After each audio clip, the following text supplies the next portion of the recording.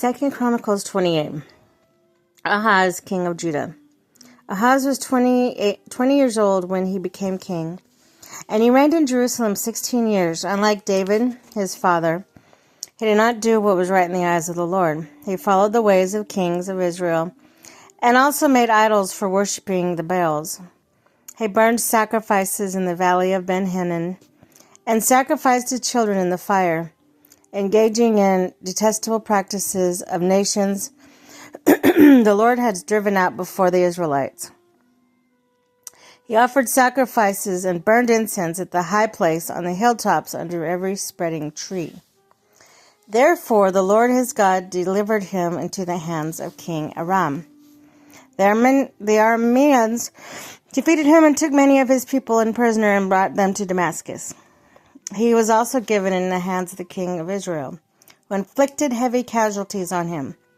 One day, Pekah, son of Remaliah, killed 120,000 soldiers in Judah.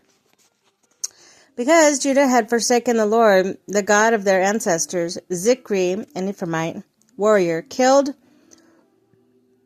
Messiah, the king of son of Azrikam, the officer in charge of the palace, and Elkanah, second to the king. The men of Israel took captive from their fellow Israelites who were from Judah 200,000 wives, sons, daughters. They also took a great deal of plunder, which they carried to Samaria. But a prophet of the Lord named Oded was there, and he went out to meet the army when it returned to Samaria. He said to them, "Because the Lord, the God of your ancestors, was angry with Judah, he gave them to your hands." Excuse me. Second. And some coffee.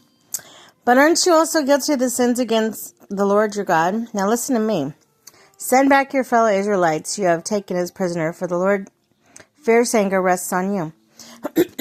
Then some of the leaders in Ephraim,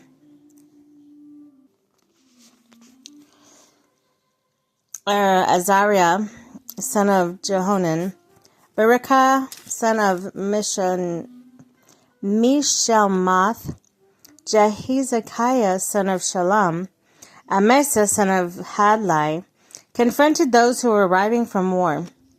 "You must not bring those prisoners here," they said, "or we will be guilty before the Lord. Do you intend to add to our sin and guilt?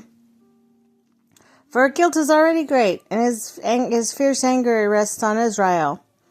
So the soldiers gave up prisoners and plunder in the presence of the officials and all the assembly. The men designated by name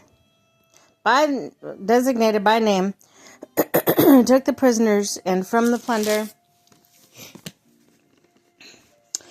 they clothed all who were naked, and they provided them with clothes and sandals, food, drink, healing balm. All those who were weak put on donkeys, so they took them back to their fellow Israelites in Jericho, the city of palms, and returned to Samaria. At the time, King Ahaz sent to the kings of Assyria for help. The Edomites had come again and attacked Judah and carried away prisoners, while the Philistines had raided towns in the foothills and the Negev of Judah. They captured and occupied Beth Shemesh, Jailon, and Geridoth, as well as Soko, Timnah, Gimzo, with their surrounding villages. The Lord had humbled Judah because of Ahaz, king of Israel, for he had promoted wickedness in Judah and had been most unfaithful to the Lord. Tiglath-Pileser, king of Assyria, came to him, but he gave him trouble instead of help. Ahaz took some of the things from the temple of the Lord and from the royal palace and from the officials and presented them to the king of Assyria, but did not help him. In his time of trouble, the king Ahaz became even more unfaithful to the Lord. He offered sacrifice to the gods of Damascus, who had defeated him, for he thought, "Since the gods of the kings of Aram have helped them, I will sacrifice to them, so they will help me." But they were his downfall and the downfall of Israel. Ahaz gathered the furnishings from the temple of God and cut them in pieces. He shut them doors of the Lord's temple and set up altars at every street corner in Jerusalem.